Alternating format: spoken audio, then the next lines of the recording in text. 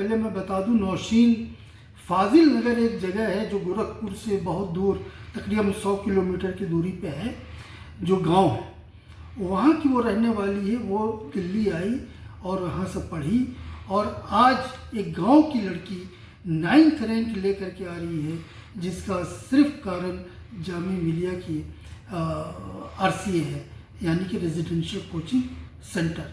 आज वो IAS बनेगी और IAS बन करके डिस्ट्रिक्ट मजिस्ट्रेट बन सकती है, और सेंटर में और स्टेट में जाकर के पॉलिसी मेकर बन सकती है।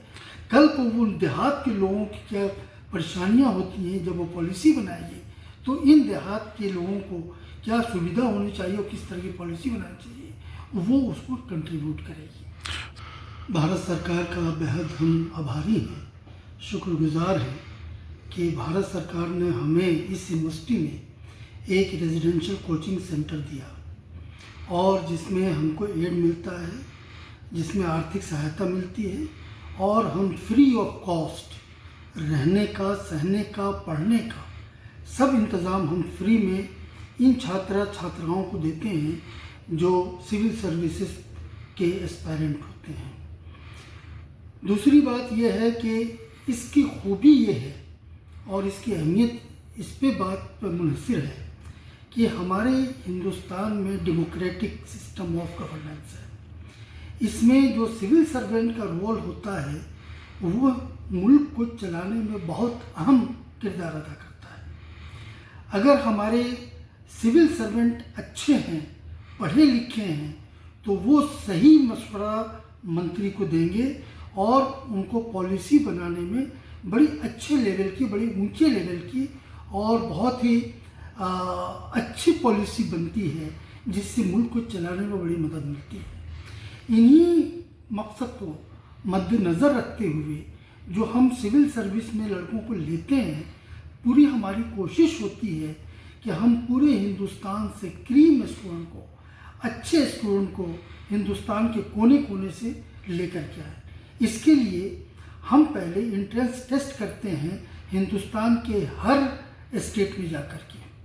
उनको दिल्ली आने की ज़रूरत नहीं होती है, हम वहाँ पे अपना सेंटर बनाते हैं और वहाँ पे अपने लोगों को भेज करके वहाँ सेंटर पे उनका एग्ज़ाम लेते हैं, एंट्रेंस टेस्ट लेते हैं, और फिर उसको हम अपने सेंटर पे ला करके उसका असेसमेंट करते हैं। उसके बेसिस पे हम रिज़ल्ट निकालते हैं, और 100 स्टूडेंट हर साल हम लेते हैं जिनको हम ट्रेनिंग देते हैं। इसमें जितने सब्जेक्ट वो लेते हैं, हर स्टूडेंट को उनके सब्जेक्ट के हिसाब से हम ट्रेनर देते हैं, ताकि जो भी उनको प्रॉब्लम अपने सब्जेक्ट में हो तो उनका सब्जेक्ट एक्सपर्ट मिल जाए। फिर उनका ग्रुप डिस्कशन कराते हैं हम एक्सपर्ट लोगों से, ताकि अगर ग्रुप डिस्कशन में जब वो जाएं एग्ज़ाम में तो उनको किसी तरह की परेशानी ना हो। तो इस तरीके से उनको बिल्कुल मच जाते हैं वो इंटरव्यू देने के लिए। मेन में पहले बैठते हैं, उसमें जब सक्सेस होता है तो इंटरव्यू में बैठते हैं, और इंटरव्यू में वो मैक्सिमम लड़के, हमको हमारी कोशिश होती है कि वो फाइनल में सेलेक्ट हो जाएं। उसी तरीके से इस साल 151 लड़के मेन में बैठे, जिसमें 70 लड़कों को बुलाया गया इंटरव्यू के लिए। ये बहुत बड़ी अचीवमेंट है। और वो लड़के 71 लड़के गए इंटरव्यू में, जिसमें से 31 का सिलेक्शन फाइनल हो गया। इस 31 में जो हम बताना चाहेंगे अपने आपके दर्शकों को कि उस 31 में 20 मेल हैं और 14 फीमेल हैं।